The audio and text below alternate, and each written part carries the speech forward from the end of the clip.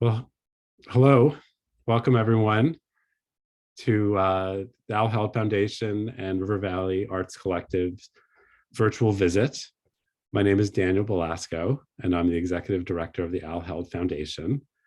And we're really excited to be offering this program today on Al Held's birthday. 94 years ago, he was born in Brooklyn, New York. Became a very prominent and influential abstract painter, working mostly in New York, but also here in upstate New York in Boyceville. He established a foundation in 1990, and since his death in 2005, the foundation has run a variety of public programs, grant opportunities supporting both the legacy of Al Held, but also education and support around modern and contemporary art. So just to get started, I'd like to offer a little thanks to Lily Slezak, the program manager of the Al Held Foundation, who has helped organize the technical and visual aspect of this presentation, which has really been developed over a number of years. We've shifted to a virtual format for a lot of our public programs and educational programs since 2020. And this is the first time that we're opening it up to the general public. So thank you, everyone who are joining us today. I also would like to thank Allison Baker and Sophie Landis, who will be speaking shortly about River Valley Arts Collective. So the overall program will be about an hour. We'll end promptly at noon. And we'll be in two parts. I will provide a brief introduction to Al Held and to the property, touring you through with both historical and contemporary images. And then we'll shift gears and I'll pass the proverbial mic to Allison, and Sophie will talk about the partnership with River Valley Arts Collective. So I'm going to try to advance the slide. And sorry, here we go. Okay, so just a little orientation. We are about 2 hours north of New York City in the Catskill Mountains. Al bought a dairy farm in 1965. I am sorry, okay.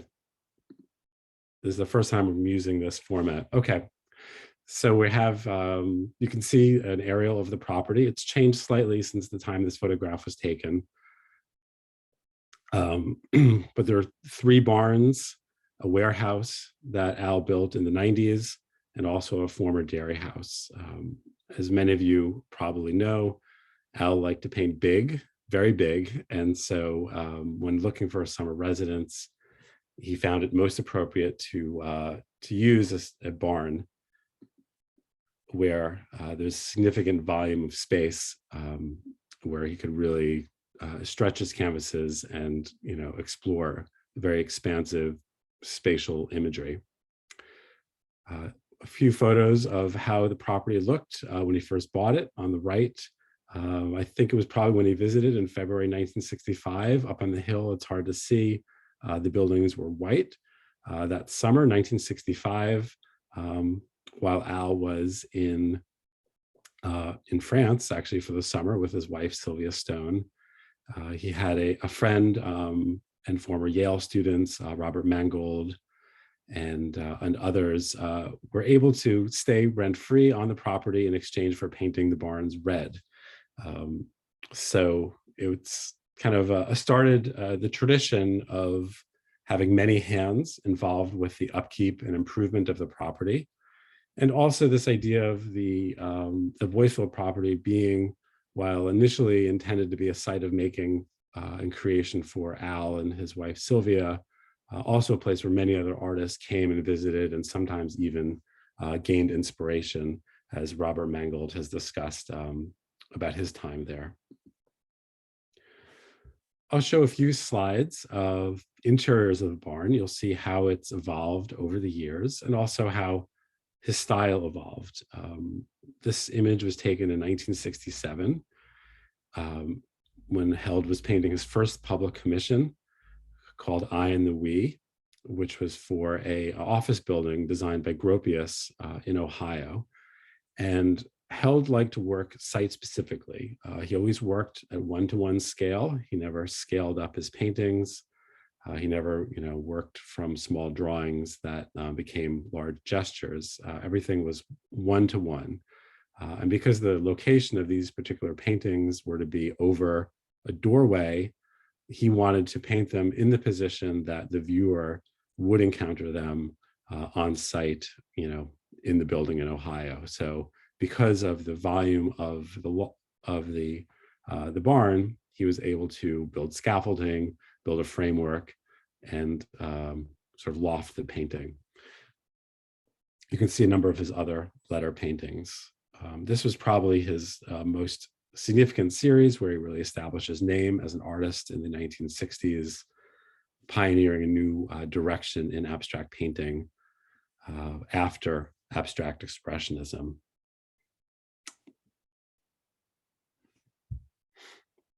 And Held liked to, as he said, you did invite friends and family to continue to work there. So one of the most important structures built by Held, built by a friend on the site was by Ronald Bladen. It's called the X, a 22-foot tall wooden structure that was created on site initially at the foundation and then transported to the Corcoran for a major exhibition in 1967 called Scale as Content. And that concept was Held's because he used scale almost as a medium to create an emotional impact on the viewer. So in the image on the left, we see Ronald Bladen shirtless on top of the X and Sylvia Stone in the blue cardigan below. Okay, and here's Sylvia. As I mentioned, Al's wife and partner for 25 years from the time the property was purchased through the mid-1980s. She was a sculptor best known for working in plexiglass. So you can see on the table here a number of cut sheets of plexiglass that were standing up and soon to be organized into very precise compositions that explore perspective and dimensionality. So she was working in one of the barns we call the Bull Barn, and this was her space until the mid-1980s when the two divorced. A few more shots of Al. The radical change into the black and white painting occurred here. He wanted to put much more information and imagery, dimensionality into the work. So he violated the good rules of modernist painting and flatness in particular, broke with the orthodoxies of Clement Greenberg, who in fact was a supporter of Held's earlier in the 60s, in order to bring illusionism and depth and to explore multiple perspectives. So I'm shifting another couple of decades. This is now the early 1990s. You can see the barn now has been finished. The raw interior, which he could only use previously in the summertime, and really more, late spring, early fall when it wasn't too hot, never in the winter.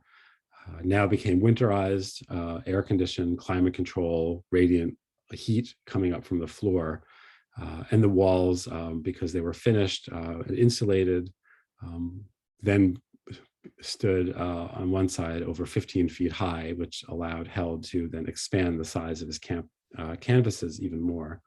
So the image that you see here is one panel of a triptych titled Ima Ima, which Held showed in in a former bank building in New York City for the first time in 1991. So this panel is 15 feet high by 20 feet wide. It's one of the two identical side panels. The central panel, which you can't see here, is 15 by 30 feet. So together there's 70 feet of canvas, as Held creates in a very immersive environment. This is the central panel of another triptych called Requiem, which was on view at PS1 in 2001. I unfortunately did not have a chance to see it, but it made a very powerful impact with it, especially with this bright band of light between these dark planes. So finally, just a few photos of how the studio looks today. This is the larger painting studio. That central panel of Ima Ima is on the right. Two smaller black and white paintings from the 70s are on the left, and they're suspended from this really ingenious track system that Held utilized in order for his small team of studio assistants to move these giant canvases from the studio out through a large barn door, across a driveway, and into the warehouse nearby. So this really allowed him to have a complete integrated compound for art making and art storage.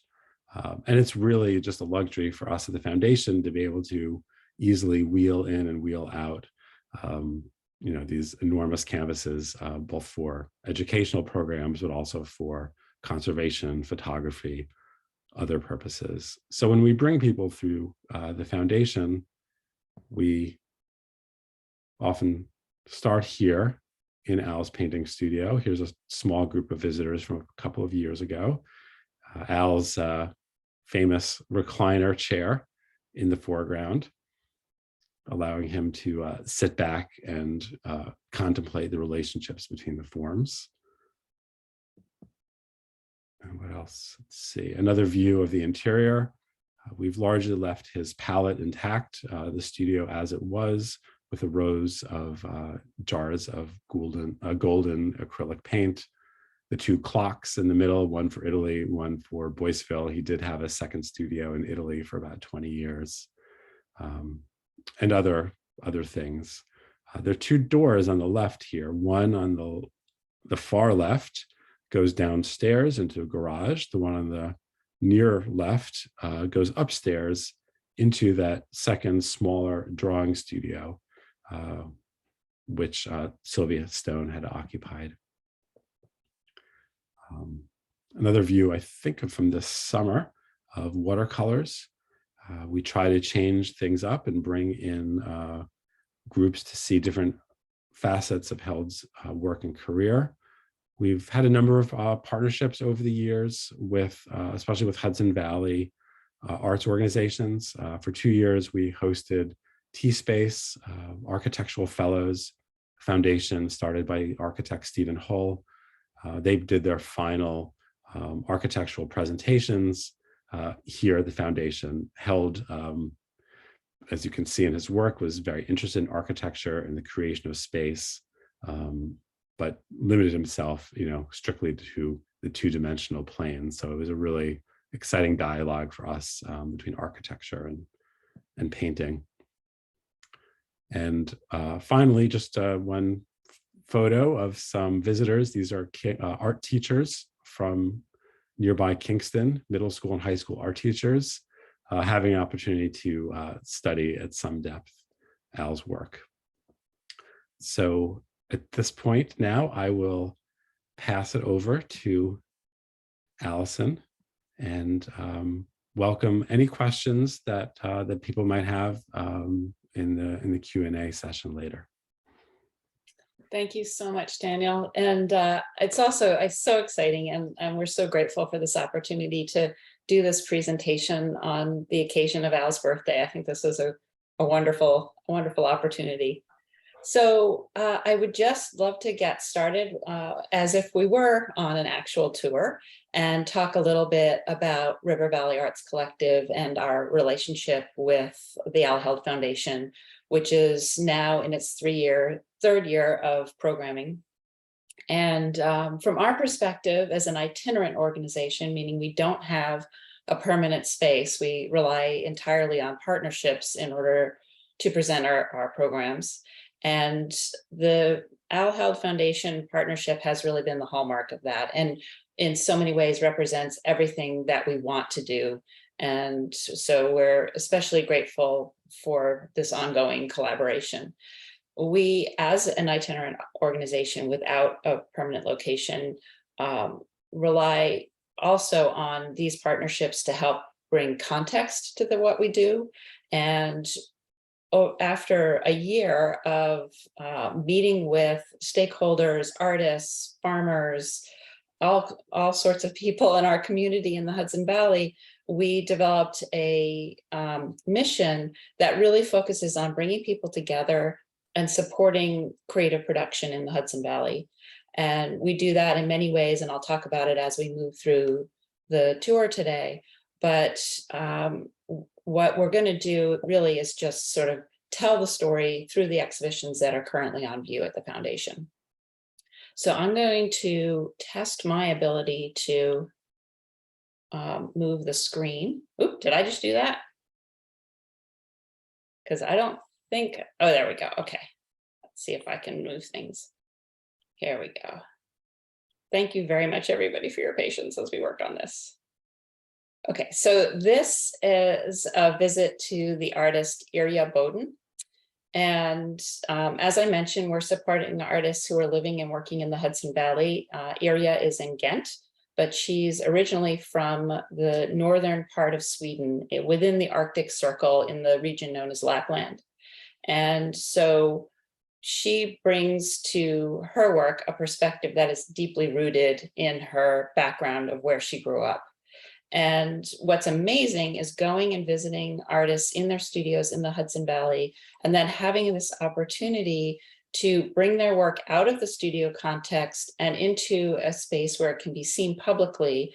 But as in the case of Al Held Studio, not the sort of rarefied world of a museum or a gallery space, but instead in a space that lends context to their work and sort of frames it in a particular way that is really exciting for us, and I think exciting for the artists too. So you don't see it here, but Irja's studio is actually in an old horse barn. So translating from her studio horse barn to the Al Held bull barn was actually a really wonderful way to bring her work out. So now we're back. This is Irja's work. We're back in that space that Daniel showed us, where Sylvia had worked, where Al Held had eventually created his drawing studio. Down on the left-hand side there, you can see a little bit of light coming through.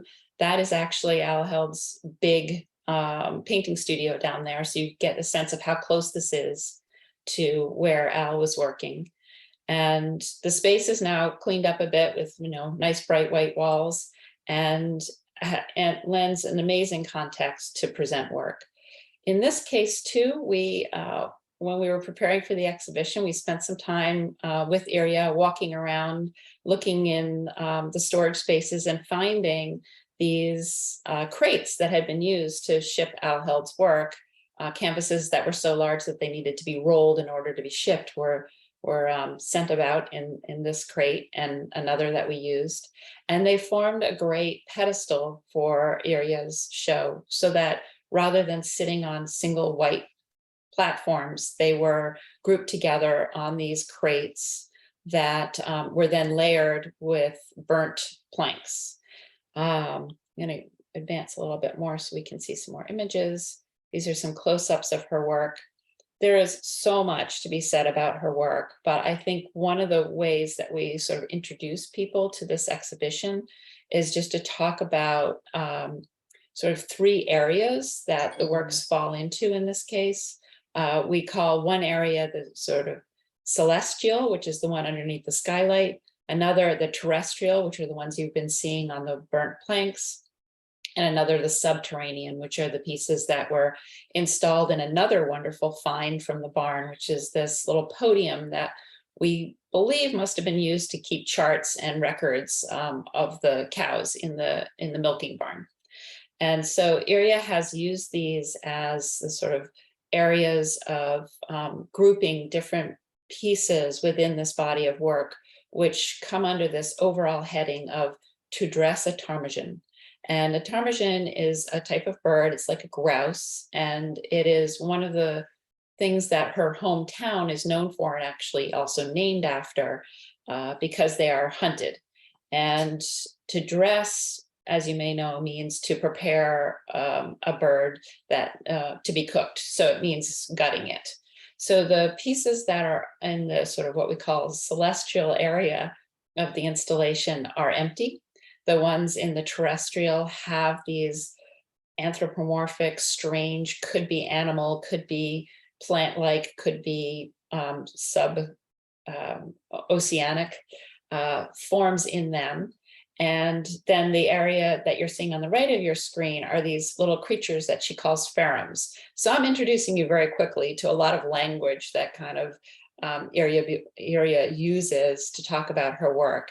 But I think some of the things that are most important to know in looking at these is that they are coming out of work that she'd done that was functional. So they still have this sort of container aspect to them. That they are arranged almost like floral arrangements. The pieces are all ceramic, but they are separate and they are placed inside the sort of container units.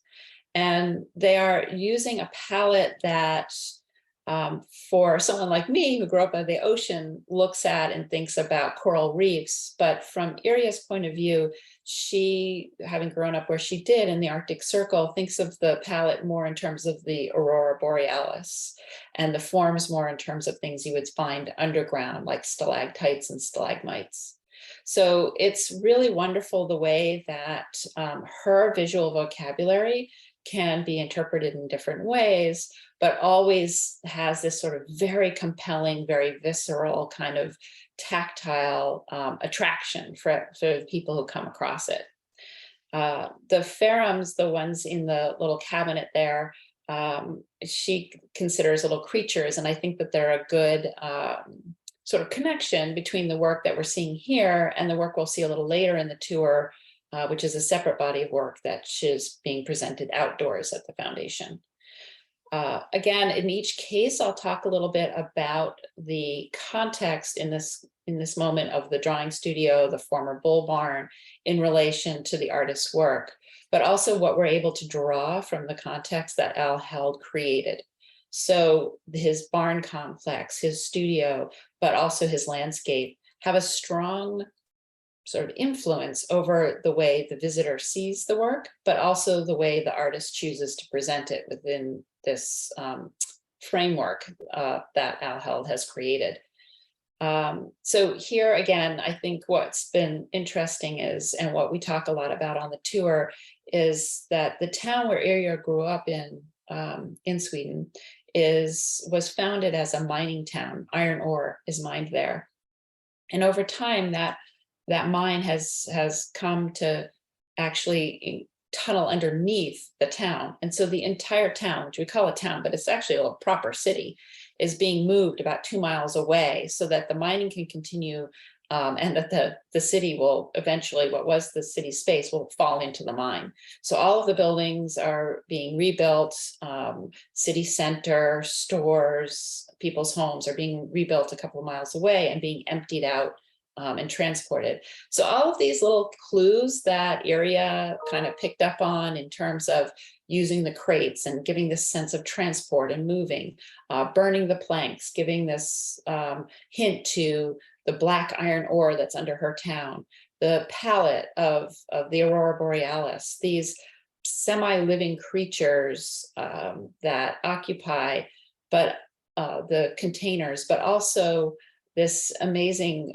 title that gives you this hint about the hunting and the gutting of birds. So there are all of these little pieces of information that are given over. And one of the discussions we had the other day was a question that had to do with, well, is it really necessary to know all this backstory? And Iria's sense was, yes, she really loves to have that story included, that she appreciates that people know where she came from and know what's inspiring her work. But then I sort of countered that and said, no, it's not really necessary, because in fact, the works are so compelling and give you so many hints about what she's thinking and what she's talking about, that observation, especially within this context, allows the viewers to learn so much about her and her work. So a couple of more details of some of the pieces. These are the ones I was referring to within the celestial area, the pieces that are sort of empty, that are black inside, hollowed out. An overall view, so you get a more of a sense of what it's like within the space. And through the window there, you're looking out into the landscape that Al Held created. And as much as the studio complex is a very influential space in which to present work, the landscape is certainly the same thing. As you saw in those early pictures of the barns when he first purchased them, there wasn't much there. So it gives you appreciation now for just how much he created as a space to inspire his own work, and now to inspire the work of other artists. So now I'm taking you quickly to another location. This is Stoneleaf Retreat. We've been partnering with them for a couple of years now. They're a wonderful artist residency program, not too far from Boyceville. And when River Valley Arts Collective works with artists who have a relationship to the Hudson Valley, but don't have a space to live or work there, Stoneleaf Retreat has come in as a partner to give them that opportunity. So on the left, you're seeing the artist Moko Fukuyama. Moko had a residency there and used that residency as the opportunity to create the work that would be presented at the foundation. She's sourced her wood through a connection that, with thanks to Daniel, we established a couple of years ago with Southwood Estate. And Southwood is a wonderful 80-acre property right on the Hudson River in Germantown. The owner, Hart Perry, has a mill on site and is occasionally milling wood as it comes down. He's not clearing the land, but he's using the wood as it comes down. And so Moko selected some of the pieces that would become her sculptures there. And then also some not far, actually right at the base of the driveway of the Al Held Foundation, which is the piece you're seeing in the foreground on the right here. So here now we're back at the Al Held Foundation, and another opportunity to talk about context. You can see the landscape is so beautifully developed and planted. As we move through, you'll see some more of the garden beds that Al Held created. Here, though, you're seeing what couldn't be possibly a better framework for Moko's work. She's been very interested in deforestation. Her time upstate has been about studying the trees that we're losing from our landscape. One of those is the ash tree, which is falling prey to the emerald ash borer beetle. So you see a dead ash standing at the back of the property right there, sort of looming over her installation, which you see at ground level down below. And it is a great way to read and understand sort of where Moko's coming from. And as she made those selections of wood at Southwood and on the nearby property at the foundation, she chose dead trees that were laying on the ground. And she, as she describes it, approached them as a mortician and wanted to imbue life in them. And to do that, she coated them in about 30 plus layers of iridescent paint. They're beautiful again. They have a different kind of life now as sculptures, but she didn't alter anything about their shape or form as she had found them on the forest floor. The other thing that's interesting, and I think a little bit of inspiration for her, was that the emerald borer beetle has a beautiful iridescent shell, and she's mimicking that a little bit within the paint. If you can see it in person, it really is amazing the way it changes in the sunlight and mimics those beetle shells. You can also see the one on the right just below that incredible Japanese maple has some relationship to the color of the tree itself, the living tree. Here's some details where you can get a little bit better sense of that paint surface. And another of that with the barn in the background. And of the two larger pieces. So as I promised, as we move through the tour, I was going to talk a little bit about River Valley Arts Collective. And we focus on three materials: fiber, wood, and clay. And through that focus, we're able to create connections between the craft and fine art world. We're able to create connections between artists and the landscape. And we're able to talk about sustainable art practices in terms of being able to source materials within the landscape of the Hudson Valley and use them within artists' practice in a variety of ways. And one of our things we love to do is challenge preconceived notions of what those materials are used for and what they can do. And so you'll see in all of our exhibitions, if you go to our website and see some of our other presentations that we've done over the years, those materials may not be the primary material that the artist uses. It may be that we challenge them to use them for the first time, or it might be that they appear only for a certain body of work. And that's certainly true with Moko. She works in video and a wide range, performance, wide range of different medium, but she had done some amazing work with these fallen tree forms, both at the Shed and also at Socrates Sculpture Park. And that was sort of how we learned about her work and brought her to create pieces for the landscape at the foundation. This is the one that was actually sourced more or less on site, right at the base of the driveway. And now we're changing locations again. This time we're at Jennifer Zackin's studio in nearby Bearsville. And we had been visiting her studio. I had known her work for quite some time. We had worked together at Socrates Sculpture Park in 2001 or 2. And it was a great opportunity to go back, see Jennifer again, see what she was working on. And having done that, understand how she might translate things that she'd been producing for museum exhibitions and within her studio to an outdoor landscape, as we had done together at Socrates Sculpture Park. And you can now see sort of how those pieces that you saw in the studio now appear on the landscape at the foundation. And once again, it's really great to talk about how this landscape creates meaning or enhances meaning. And, you know, Jennifer had been working with these woven pieces, knotted pieces. She'd even been working with these chair forms for quite some time. I knew that she was doing this net type shape and that it would need something to hang from. And so we gravitated towards these two shagbark hickories that were up the hill beyond what had been Al Held's swimming pool.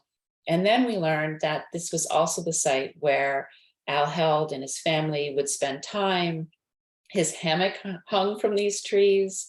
The table that was sort of a permanent fixture was something that he put there. It's a place to gather the family. And Jennifer has a really amazing innate ability to sense a certain dynamic within the landscape, understand charged places, and amplify those sort of spirits and vibrations and energies that exist within a particular place. And so all of that history of a gathering place, of, you know, the spirit, the fun, the love that had circled around that was something she was celebrating in this work, using the palette that she does, using the intuitive techniques that she uses. That net that's hanging there looks almost, you know, machine made, but she did it all by hand. The forms that are sort of streaming off the table and from around those chairs that were so reminiscent of the chairs that Al Held and his family were using, you know, many years prior, were all done in her studio because she created a table the same size, shape, and height as the one on site and was able to sort of customize her hand weaving to fit around that form. A few details of how she's working, again, completely just grabbing rope, starting to make knots entirely intuitively, no pre-planned form or anything. And yet it has this, bears this really remarkable relationship to those lines and shapes and geometries of Al Held's painting, which gives me another opportunity to talk about this relationship and how we sort of approach the curatorial side of, collaborating with the foundation, collaborating with Al Held's legacy. And we were never, River Valley Arts Collective as an organization coming into this curatorial challenge of presenting work within this context was never given a sort of requirement or mandate to select artists that specifically are working in a sort of very clear trajectory that comes out of Al Held's legacy. Instead, we all understood that this space that he created would inspire and motivate artists to work, sparking from things that we couldn't even anticipate. So in Jennifer's case, I think she really does respond to Al Held's paintings, to the geometries that are formed, certainly to the palette that he has. And so they do relate in that way. And it's almost with that net, it's bringing out into the landscape a lot of the perspectives and forms that we see in Al Held's paintings. So there have, throughout this 3-year collaboration, always been these really wonderful surprises and ways in which artists pick up on certain very particular aspects of Al Held's legacy that resonate with them. So now we're at Irja Boden's studio again, this time outdoors in the paddock behind the horse barn that she uses to work. And we're seeing a group of pieces called the Pack, just as we saw them when we first visited her studio and decided to include them in the outdoor component. So as promised, this is a completely different body of work, and yet there are the aspects of it in terms of anthropomorphizing these ceramic forms, in terms of the color palette, the glazing techniques that do relate to the indoor work, but they do definitely separate out as a different sort of conversation. So here you're seeing the Pack as they are installed at the Al Held Foundation. We chose a location between the more cultivated and sort of manicured area of the landscape and right at the border of the property where there is more a wild sort of wooded area.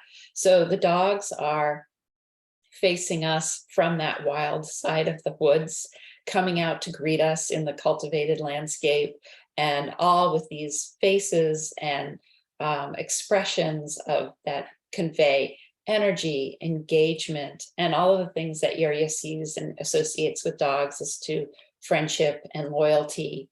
And they engage us in ways that play that role that we want dogs to play, that they are this translator between the natural world and our world. We find a sort of common language with dogs because we cohabitate with them, and that language helps us understand the natural world better. So with all of those really living, vibrant faces staring at us from the woods, there are a couple within the group, you'll see them on the right here, that are slightly different. They're wood-fired, they're dark, they're hollow, and they're installed coming up out of the rocks. So they're, rather than emerging from the woods, they're emerging from the ground. And they're these sort of spirit dogs, and they have all of the benevolent, engaging qualities that the sort of living Pack have, but they come up out of the spirit world. And I think, again, goes back a little bit to the ferrums, the subterranean creatures in the indoor installation that are installed in that cabinet. They have these gaping mouths and they have teeth, and but they all are imbued with what is really Irja's character too, which is this really wonderful spirit that is so engaging and so benevolent. So I'm going to hand it over now to Sophie. I will come back towards the end of the presentation to talk about some of our other programs. I think we've had a chance to introduce you a little bit to River Valley Arts Collective, but I would always encourage you to go to our website, see some of our other programs, learn more about our sort of expansive mission. But going back to this notion now of focusing on fiber, wood, and clay and surprising people with what that means, I hand it over to Sophie to introduce you to this exhibition. Thank you, Allison. I'm excited to introduce this exhibition. Let me just make sure I can actually control it. All right, this is me backing it up. Okay, here we are. Thank you so much. So this exhibition, Andrew Light, Linear Dimensions, was on view at the Al Held Foundation in the drawing studio in June and July this year. It was my pleasure to co-curate it along with our colleague Candice Mady. And Andrew is actually a great admirer of Al Held, so it was a particularly meaningful site for him to show his work as well. Okay, what we're looking at here are oil, acrylic, and pencil paintings on plywood squares that the artist mounted obliquely onto painted red oak frames. And this kind of unusual foregrounding of the frame as a really significant compositional element was of particular interest to River Valley Arts Collective. Because of the way that it kind of venerates woodworking and the craft of frame making, and suggesting that it is an art form that's on par with the artist's painting practice. So in our exhibition, Linear Dimensions, we displayed this linear series of the painted frames alongside a series called the White Line Drawings, which are acrylic and pencil drawings on paper. And both series really showcase Andrew's signature style, a style that's kind of comprised of a kind of mathematical approach to composition, also fluid lines, vibrant colors, and those elements really define his practice. He began this drawing series at the height of the pandemic, or actually at the beginning of the pandemic, rather. And his process entailed working on multiple pieces at the same time. He would start by saturating the paper with monochromatic washes of color. And then after the paper would dry late at night, he would go back to them, first adding these vertical, horizontal, and diagonal lines to demarcate the corners and the edges of the composition of the paper. And then he would begin the more intuitive phase of his practice by adding these white tubular shapes and these perfect circles that were all rendered completely by hand and spontaneously. However, the ability to make such perfect circles is thanks to a really incredibly rigorous classical training that he received as a child in Guyana. And Andrew never stopped being a rigorous student and practitioner of art. His studies took him to Canada, to Europe, and New York, where he was actually one of the very first artists in residence at PS1. And that was in the late 70s. Now Andrew is in his 70s and he continues to stay up really late at night making these drawings, waking up after only about 5 hours of sleep to crunch the numbers and devise the geometries of his woodworking. So you see in these finished constructions this confluence of intuition and engineering, of 2 and 3 dimensions, and also this refusal to disclose any direct or really literal or legible references to the social or physical world. But you can also see how his personal interests are registered in these forms that can kind of suggest petroglyphs that he saw as a child in Guyana, the perfect ratios that we see in Renaissance art and in antiquity. This is also an interest that was clearly shared with Al Held. We see Andrew's interest in modernist abstraction and these compositions that really lead the eye to wander, as if wandering through a very well-planned but foreign city.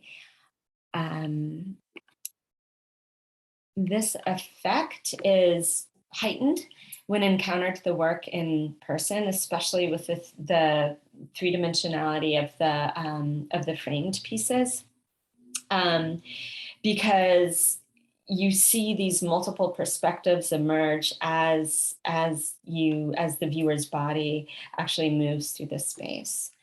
But I hope you got a sense of the work virtually, nonetheless. So Allison, I'll turn it back over to you. Thank you. So that was wonderful because I think everyone got a chance to see not only what's there right now, but also what was there in the spring with Andrew's show as well. So it was the full year's program there. There's one more piece of our collaborative program that's about to come up, which is a natural dye workshop that will take place at the foundation on October 18th. And this is another articulation of our mission. So as I mentioned earlier, our primary mission is to support artists living and working in the Hudson Valley. We're very expansive about what that means. So we're sort of including artists who work within the many residency programs that are hosted throughout the region. And to talk about the region a little bit more too, we're basically looking at sort of a southern border of northern Westchester, places like Verplank, where we'll be working with Kino Sato next year, for example. The north, sort of the area around Ghent and Kinderhook. And then on the west side, the Catskills, and on the east side, the Berkshires. So it's a very large geographic area. And the year that we spent meeting with people in preparation for the founding of River Valley Arts Collective, we learned a lot, and we traveled all of those distances. And one of the things that's been great about not having a singular location, instead operating through partnerships, is that we are able to kind of insert ourselves into the various sort of micro communities within that large geographic area. But by traveling around and speaking with people the way that we did, we learned a lot. And one of the things we learned is that there are certain qualities that have attracted artists to the region and that keep them in the region, perhaps because they grew up here or because they went to graduate school in their region, or they moved up from the city, which has certainly been a story for many of them. And what that sort of connecting tissue is really that landscape and that connection to nature. And so by focusing on fiber, wood, and clay, we can talk about that connection. And by doing the exhibitions that we do and presenting work made in those materials in surprising ways, we can bring people together. And gathering, being a nexus, a point of connection for this community has been a big part of the mission right from the start. Other ways that we can articulate that are through what you're seeing here, which is a workshop. And we do skill sharing workshops that focus on those materials and focus on hand skills that artists can bring back to their studio and deploy in the making of their own work. So the one you're seeing here, for example, is a basket making workshop. The artists come not necessarily to make baskets, but to learn about foraging for materials, to learn about how to manipulate those materials and work with them, to have an opportunity to learn from each other and work in proximity. This particular workshop occurred during COVID, so having it outdoors was key, and people are spaced further apart than we normally would. But that opportunity to come out of a studio that artists have chosen to be upstate have more space, have more solitude, but then counterbalance that with these opportunities to be side by side and learning next to each other and from each other. So that represents sort of another aspect of the mission. A third one that I should talk about is something called Money and Materials that we developed during COVID when we couldn't do the workshops. We realized we could still unite artists through material. And so we gave financial grants and material grants to 3 artists in our pilot year. They each received a large bag full of freshly shorn wool from our partners at Cabbage Hill Farm, and were given the opportunity to spend a year with the material, learn about it, work it into their own practice, understand how it might integrate into what they are doing, and then told them all that we would come back in a year and see what they were able to make with it or not. There was no particular pressure, but we selected the artists knowing that they did have a sort of material sense that would draw them to this, even if they hadn't been previously working with the material. And anyway, the outcome of that pilot project is now on view at Hudson House on Warren Street in Hudson. And Sophie curated that for us and put it together so beautifully. And all 3, just so you know, all 3 artists did choose to present work made with the wool that we provided. So that was a great opportunity. So we've been speaking for quite some time now, and we do want to leave some time for questions. I feel like I've only just begun to talk about the richness of this partnership. To be operating in a studio space created by an artist with so much careful consideration to how artists need a space around them to motivate, inspire, and energize them. And Al Held's legacy is certainly living through this place, and it's certainly living through the work of the artists who are presenting their own practice within this context. So it's fun and exciting to talk about, and I really appreciate it. Great. Well, thank you, Allison. Thank you, Sophie. We do have a little time. If there are any questions, we're happy to field them.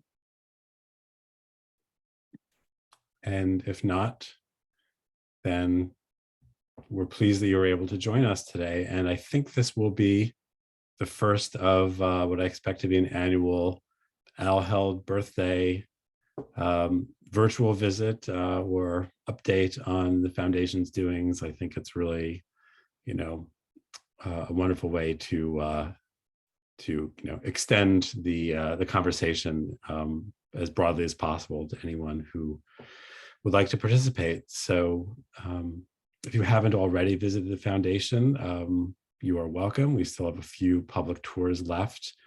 Well, maybe just one this Sunday when the shows close.